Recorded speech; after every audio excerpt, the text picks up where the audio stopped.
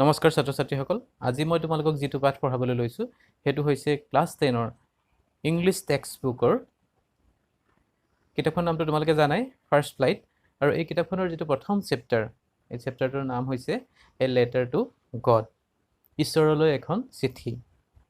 আৰু এই পাঠটোৰ লেখকজনৰ নাম হৈছে জি.এল. ফ্লুয়েন্স তোমালোকক প্ৰথমে এটা কথা কৈ থওঁ যে এই চেনেলটোত যিখিনি পাঠ পঢ়ুৱা হৈছে ইয়াৰ মূল উদ্দেশ্য এটাই যে তোমালোকে গ্ৰামাৰে হওক বা অন্যান্য প্ৰশ্নোত্তৰ বিভিন্ন কিতাপত পাবা কিন্তু যেটো পঢ়াৰ আনন্দ সেই পঢ়াৰ আনন্দটো আৰু পাঠ এটা বুজি পোৱাৰ যেটো আনন্দ হেতু বুজাবৰ কাৰণে সেই উদ্দেশ্যটোকে আগত ৰাখি এই চেনেলটো কৰা হৈছে গতিকে তোমালোকে মন কৰি যাবা আৰু পাঠটো বুজিবলৈ চেষ্টা কৰিবা এটা আৰম্ভ কৰিছো A letter to God. ঈশ্বৰলৈ এখন চিঠি The house ঘৰটো এটা নিৰ্দিষ্ট ঘৰৰ কথা কোৱা হৈছে The only one in the entire valley set on the crest of a low hill মানে গোটেই ভ্যালি বা উপত্যকাটোত এটাই মাত্ৰ ঘৰ আছিল Low hill মানে ই ইমান ওখ হাই হিল নহয় ওখ পাহাৰ নহয় কিছু চাপৰ পাহাৰটো তাৰ এটা উচ্চতাত এই ঘৰটো আছিল From this height one could see the river and the field of ripe corn dotted with the flowers that always promise the good harvest আৰু সেই উচ্চতাৰ পৰা এজন মানুহে তলৰ যিখিনি খেতি কৃষিভূমি আছে আৰু তাত কি খেতি আছিলে ৰাইপ কৰ্ণ মানে হৈছে আমি যিবোৰ মাকৈ বা গুমধান বুলি কওঁ সেইবোৰ dotted with the flowers that always promise the good harvest আৰু তাত ফুলেৰে সৈতে যে যিখিনি ফুলে কয় যে এটা খুব ভাল উৎপাদন তাত হ'ব সেই ধৰণে হি বহু দূৰৰ পৰাই জিলিকি আছিল The only thing the earth needed was a downpour or at least a shower যে সেইখিনি সময়ত পৃথিৱীয়ে কেৱল মাত্ৰ এটাই বস্তু বিচাৰি আছিল হেতু হৈছে যে এজাক ডাঙৰ বৰষুণ কাৰণ তোমালোকে জানাই যে খেতি কৰিবৰ কাৰণে কি লাগিব পানীৰ প্ৰচুৰ প্ৰয়োজন হয় বহু বেছি পৰিমাণে আমাক পানী লাগা হয় সেই কাৰণে যেহেতু পানী হলেহে খেতিডৰা ভাল হ'ব সেইবাবে সেই উপত্যকাটোত এজাক বৰষুণৰ খুব প্ৰয়োজন হৈ আছিল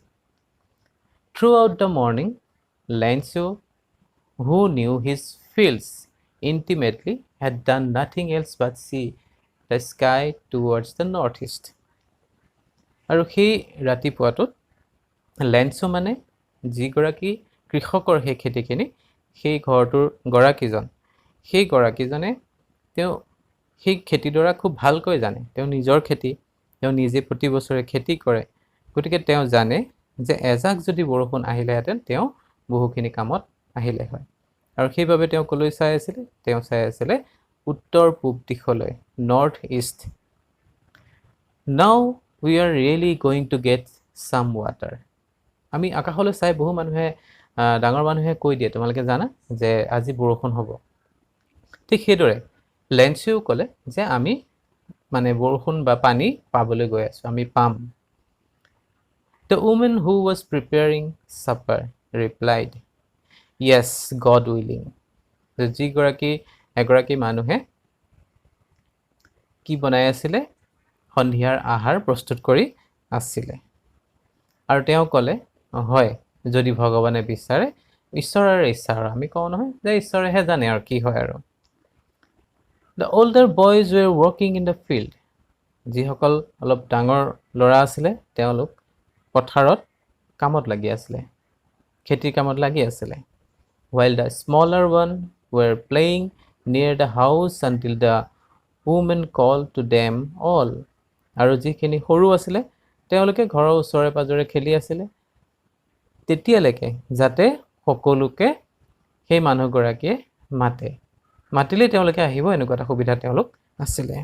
কাম ফৰ ডিনাৰ যে ডিনাৰ মানে ৰাতিৰ আহাৰ খাবৰ কাৰণে যাতে প্ৰস্তুত হৈ যায় আৰু তেওঁলোকক মাতে তেতিয়া তেওঁলোকে তালৈ দৌৰি আহিব It was during the meal that just as Lenzo had predicted big drops of rain began to fall আৰু তেওঁলোকে জাস্ট খাবলৈ আৰম্ভ কৰিছিলে তেনেকুৱাতে লেন্সে ইতিমধ্যে কৈছিলে যে আমি পানী পাম বৰষুণ আহিব আৰু তেওঁ কোৱাৰ দৰে লাহে লাহে বৰষুণ আহিবলৈ ধৰিলে সেইখিনি সময়তে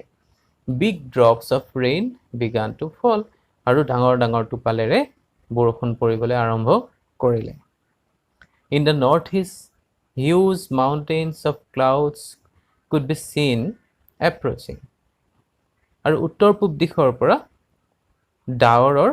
যেন ডাঙৰ পাহাৰ হে আহিছে তেনেকুৱাকে দেখা গল The air was fresh and sweet আৰু বৰষুণ আহিবৰ সময়তে বতাহটো যথেষ্ট কোমল হয় মিঠা হয় খুব ধুনীয়া এটা পৰিৱেশ সৃষ্টি হৈছিল The man went out for no other reason than to have the pleasure of feeling the rain on his body আৰু মানুহজন ওলাই গৈছিলে তে কোনো কাৰণ নাছিলে তেওঁ যোৱাৰ কোনো কাৰণ নাছিলে এটা কাৰণতে গৈছিলে তেওঁ আনন্দত মতলীয়া হৈছিলে আৰু বৰষুণত নিজৰ শৰীৰটো এবাৰ তিয়াবৰ কাৰণে তেওঁ ওলাই গৈছিলে And when he returned he exclaimed আৰু যেতিয়া তেওঁ উভতি আহিছিলে তেওঁ exclaim আচৰিত হৈছিলে These are not raindrops falling from the sky they are new coins আৰু এয়া যে আকাশৰ পৰা সৰিছে এয়া বৰষুণ নহয় এয়া মুদ্ৰা এটা এটা কইন হয় The big drops are 10 cent pieces and little ones are 5s আৰু এই যে ডাঙৰ ডাঙৰ টোপাল বিলাক পৰিছে এবিলাক 10 পইচাৰ আৰু সৰু বিলাক 5 পইচাৰ With a satisfied expression he regarded the field of ripe corn with its flower wrapped in a curtain of rain আৰু তেওঁ মনতে বহুত সন্তুষ্টি লাভ কৰিছিল তেওঁ পানী বিচাৰিছিল পানী পালে আৰু এই গুটেই পথাৰখন যেন বৰষুণৰ এখন আৱৰণেৰে ঢাকি পেলালে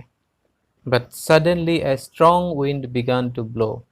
and along with the rain very large hailstones began to fall কিন্তু হঠাতে এটা ডাঙৰ বতাহ আহিলে বলিবলৈ ধৰিলে আৰু লগতে ডাঙৰ ডাঙৰ শিল পৰিবলৈ ধৰিলে This truly did resemble new silver coins আৰু এইবোৰ এনেকুৱা হল যেন ৰূপৰ মুদ্ৰাহে সৰি পৰিছে The boys exposing themselves to the rain ran out to collect the frozen pearls আৰু লৰাবোৰে আৰু সেইবোৰ বুটলিবলৈ frozen pearls মানে বৰফৰ যেন মুকুতা সেইবোৰ বুটলিবৰ কাৰণে বাহিৰলৈ দৌৰ মাৰিলে It's really getting bad now exclaimed the man এটো কিন্তু এতিয়া বেয়া হল exclaimed the man মানুহজনে এবাৰ মানে ঠিক যেন তেওঁ অনুমান কৰিছে যেন এই কথাটো ভাল হোৱা নাই I hope it passes quickly মই বিচাৰো যে মই আশা কৰো এটো সোনকালে পাৰ হৈ যাওক It did not pass quickly কিন্তু এটো অতি সোনকালে পাৰ হৈ নগল For an hour the hail rained on the house the garden the hillside the cornfield on the whole valley কিন্তু এক ঘণ্টা ধৰি সেই বৰষুণ জাক পৰি থাকিলে আৰু ঘৰ বাগিচা পথাৰ যিখন মাকৈ পথাৰ আছিল গুটেই সকলো ফালে গুটেই উপত্যকাটোত এই বৰষুণ জাকে একেবাৰে সকলোখিনি কুবাই গল The field was white as it covered with salt আৰু গুটেই পথাৰখন বগা হৈ আছিল যেন নিমখেৰেহে আবৰি আছিল Not a leaf remained on the trees আৰু এজোপা গছতো কোনো এটাও পাত নাছিল The corn was totally destroyed আৰু মাকৈবোৰ সম্পূৰ্ণৰূপে নষ্ট হৈ গৈছিল The flowers were gone from the plants উদ্ভিদ বা গছবিলাকৰ পৰা ফুলবোৰ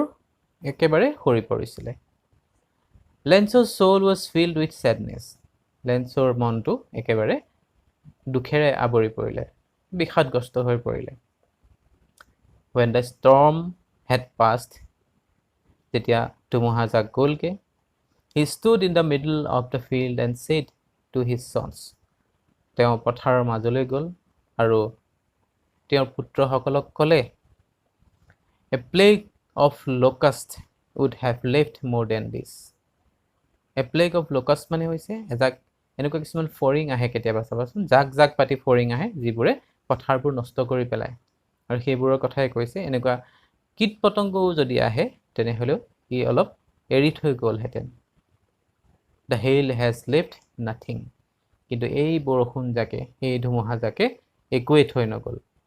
This year we will have no corn. আৰু এই বছৰ আমাৰ বাবে আৰু কোনো মাকৈ নাথাকিলে, সকলো শেষ হৈ গ'ল। That night was sorrowful one. আৰু সেই ৰাতিটো অতি দুখৰ আছিলে। All our work for nothing. তেওঁলোকে বহুত কষ্ট কৰিছিলে যে আমি কৰা কোনো কামৰে একো ফল নধৰিলে। There is no one who can help us. আৰু ইয়াত আমাক সহায় কৰিবৰ কাৰণেও কোনো নাই। We will go hungry this year. আমি সকলো এই বছৰ ভোকত থাকিব লাগিব। But in the hearts of all who lived in that solitary house in the middle of the valley, there was a single hope, help from God. কিন্তু সেই অকলশৰীয়া ঘৰটোত যিখিনি মানুহ আছিলে তেওঁলোকৰ এটাই আশা আছিলে আৰু সেইটোৱে আছিলে ঈশ্বৰৰ পৰা সহায়। Don't be so upset even though this seems like a total loss. যে একেবাৰে যদিও সকলো শেষ হৈ গ'ল তথাপিও কিন্তু মন বেয়া কৰিব নালাগে। Remember, no one dies of hunger. যে মনত ৰাখিবা যে কোনো ভোকত মৃত্যুমুখত নপৰে। That's what they say, no one dies of hunger. সেইকাৰণে তেওঁলোকে ক'লে যে কোনোৱে ভোকত মৰিব নালাগে। All through the night, Lanso thought only of his one hope. যে গোটেই ৰাতিটো লেন্সুৱে চিন্তা কৰি থাকিলে, তেওঁ টোপনি নাহিল আৰু তেওঁ কেৱল এটা কথাই চিন্তা কৰি থাকিলে যে the help of God, whose eyes as he had been instructed see everything, even what is deep in one's conscience. যে ভগৱানে তেওঁক সহায় কৰিব আৰু ভগৱানে সকলো দেখি থাকে, ভগৱানে সকলো জানে, মানুহৰ মনত কি আছে বিবেকত কি আছে ভগৱানে সকলোখিনি বুজি পায়। Lanso was an ox of a man. Lanso এজন মানুহ মানে সবল, অক্স মানে ইয়াত কেনেকুৱা বুজাইছে এজন বলি মানুহ, তেওঁ খেতিয়ে কৰিছিলে, working like an animal in the fields. এটা জন্তুৰ দৰে তেওঁ পথাৰত কাম কৰিব পাৰিছিলে, ইমান বলি আছিলে। But still he knew how to write. তথাপিও তেওঁ কেনেকৈ লিখিব লাগে তেওঁ কিন্তু জানে। The following Sunday at daybreak, দেওবাৰে, daybreaks মানে হৈছে একেবাৰে সোনকালে, ৰাতিপুৱা সোনকালে, he began to write a letter which he himself would carry to town and place in the mail. আৰু যিখন চিঠি তেওঁ নিজে লৈ যাব লাগিব চহৰলৈ আৰু ডাকঘৰত দিবগৈ লাগিব। It was nothing less than a letter to God. আৰু এইটো ঈশ্বৰলৈ লিখাৰ দৰে বা তাতকৈ কম একো নাছিলে। God, he wrote. হে ঈশ্বৰ, তেওঁ লিখিলে, If you don't help me, my family and I will go hungry this year. যদি তুমি মোক সহায় নকৰা, মোৰ পৰিয়াল আৰু মই এই বছৰ ভোকতেই থাকিব লাগিব। I need 100 pesos in order to sow my field again and to live until the crop comes because the hailstorm. তেওঁ ক'লে যে মোক 100 পেছো লাগিব। আৰু পেছো শব্দটো আমি যেনেকৈ টকা বুলি কওঁ তাত লেটিন আমেৰিকাৰ দেশবিলাকত পেছো বুলি কোৱা হয়। আৰু 100 পেছো তেওঁক লাগিব খেতি ৰোৱাৰ পৰা একেবাৰে তাৰ পৰা উৎপাদন হোৱালৈকে, কিয়নো ইতিমধ্যে এই শিল বৰষুণত তেওঁৰ সকলোখিনি নষ্ট হৈছে। He wrote to God, ঈশ্বৰলৈ, on the envelope, put the letter inside and still traveled went to town. তেওঁ চিঠিখন তাত ভৰালে আৰু তেওঁ চহৰলৈ যাবলৈ ওলালে At the post office he placed a stamp on the letter and dropped it into the mailbox আৰু পোষ্ট অফিচত তোমালোকে জানা চিঠি তোমালোকে নিশ্চয় এতিয়া দেখা নাই কিন্তু আগৰ দিনত চিঠি খুব প্ৰচলন আছিলে চিঠিবোৰ লিখা হয় তাক নি ডাকঘৰত দিয়া হয় তাত এটা ষ্টাম্প মৰা হয় তাত এটা ষ্টাম্প আঠা লগাই দিয়া হয় এনে ধৰণে কি নিৰ্দিষ্ট মানুহজনলৈ যায়গৈ আৰু সেই কামটো এওঁ কৰিলে এওঁ এটা বক্স থাকে সেই বক্সটোত তেওঁ ভৰাই থৈ আহিলে One of the employees who was a postman and also helped at the post office এজন এমপ্লয়ী আছিলে কৰ্মচাৰী আছিলে যিজন এজন ডাকুৱাল আছিলে ঘৰে ঘৰে যে ডাক দি ফুৰে তেনেকুৱা আৰু তেওঁ লগতে অফিচটোত সহায় কৰিছিলে went to his boss laughing heartily and showed him the letter to God আৰু তেওঁ নিজৰ গৰাকীৰ ওচৰলৈ গৈছিলে বছৰ ওচৰলৈ গ'ল হাঁহি হাঁহি তেওঁ আচৰিত হৈছিলে আচলতে এনেকুৱা এখন চিঠি ভগৱানলৈ চিঠি দিয়ে নে মানুহে Never in his career as a postman had he known that address তাৰ গোটেই জীৱনত চাকৰি জীৱনত এনেকুৱা কোনো ধৰণৰ এড্ৰেছ ঠিকনা তেওঁ কেতিয়াও পোৱা নাই The postmaster a fat amiable fellow postmasterজন আছিলে এজন শকত আৰু amiable মানে হৈছে মানে সকলোৰে লগত মিলিব পৰা এজন ব্যক্তি ফুৰ্তিবান ব্যক্তি also broke out laughing আৰু তেওঁ ডাঙৰকৈ হাঁহিবলৈ ধৰিলে But almost immediately he turned serious কিন্তু কিছু সময়ৰ পিছতে তেওঁ লগে লগে কি হৈ গ'ল সিৰিয়াছ হৈ গ'ল তেওঁ আকৌ আগৰ অৱস্থালৈ ঘূৰি আহিলে and tapping the letter on his desk commented আৰু চিঠিখন তেওঁ নিজৰ টেবুলৰ ওপৰত থৈ তেওঁ এটা মন্তব্য কৰিলে ক'লে What faith কেনেকুৱা বিশ্বাস Wish I had the faith of the man who wrote this letter যে মই সেই মানুহজনৰ যেটো বিশ্বাস সেই বিশ্বাসটো তেনেকৈ থকাটোৱে বিচাৰো যিজনে এখন চিঠিখন লিখিছে Starting up a correspondence with God যে ঈশ্বৰৰ লগত এটা যোগাযোগ মানে ৰক্ষা কৰি মই তেওঁ বিশ্বাসটো ভংগ নকৰি থাকক So in order not to shake the writer's faith in God the postmaster came up with an idea যে সেই বিশ্বাসটো ৰক্ষা কৰি পোষ্টমাষ্টাৰে এটা নিজৰ আইডিয়াৰে এটা কাম কৰিব ল'লে answer the letter তেওঁ চিঠিৰ উত্তৰ দিব But when he opened it it was evident that to answer it he needed something more than goodwill ink and paper তেওঁ যেতিয়াই এই চিঠিখন খুলি চালে তেতিয়া দেখিলে যে তেওঁৰ সদিচ্ছা চিয়াহী কাগজ এইবোৰতকৈ সেই মানুহজনক ইয়াতকৈ আৰু কিছু বেছি বস্তুৰ প্ৰয়োজন আছিল But he stuck to his resolution কিন্তু তেওঁ যেটো ভাবি ললে তেওঁ হেতুতে অটল হৈ থাকিলে He asked for money from his employees he himself gave part of his salary তেওঁৰ যিখিনি কৰ্মচাৰী আছিল তেওঁলোকৰ পৰা কিছু টকা বিচাৰিলে লগতে নিজৰ দৰমহাৰ পৰাও কিছু পইচা দিলে and several friends of his were obliged to give something for an act of charity আৰু তেওঁৰ কিছু বন্ধু বান্ধৱীও এটো এটা মানুহৰ কল্যাণৰ কাৰণে যেটো কাম কৰা হয় charity হিচাপে কিছু দান দিব বুলি কথা দিলে বা তেওঁ সহায় কৰিলে It was impossible for him to gather together the 100 pesos আৰু এটো তেওঁৰ কাৰণে 100 পেছো গোটোৱাটো তেওঁৰ কাৰণে এক অসম্ভৱ যেন হৈ পৰিছিল So he was able to send the farmer only a little more than half আৰু তেওঁ সেই ফাৰ্মাৰজনৰ নাম কি আছিল লেন্সোলৈ তেওঁ যিমান এমাউন্ট বিচাৰিছিল তেওঁ 100 বিচাৰিছিল তাতকৈ আধাতকৈ অলপ বেছি তেওঁ দিবলৈ সমৰ্থ হ'ল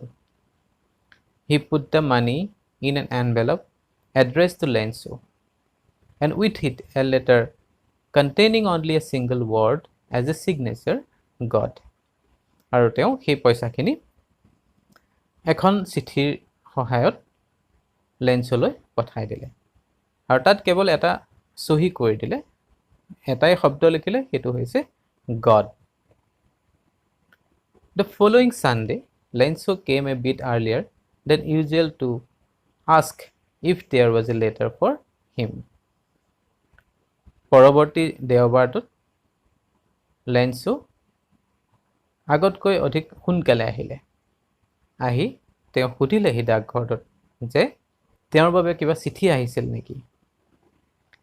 It was the postman himself who handed the letter to him while the postmaster experiencing the contentment of a man who has performed a good deed looked on from his office আৰু postman জনে সেই চিঠিখন তেওঁৰ হাতত দিছিলে আৰু postmaster জনে সেই ভাল কামটো তেওঁ অফিচৰ পৰা হেতু নিৰীক্ষণ কৰি আছিল Lenzo showed not the slightest surprise on seeing the money Lenzo চিঠিখন পালে এনভেলপটো পালে পাই তেওঁ পইচাখিনিও দেখিলে আৰু কোনো ধৰণৰ আচৰিত নহল তেওঁ একো আশ্চৰ্য প্ৰকাশ নকৰিলে Such was his confidence but he became angry when he counted the money তেওঁ যথেষ্ট আত্মবিশ্বাসী আছিল কিন্তু যেতিয়া তেওঁ পইচাখিনি হিচাপ কৰিলে গণনা কৰিলে তেতিয়া তেওঁ যথেষ্ট খং উঠিলে খঙাল হৈ পৰিলে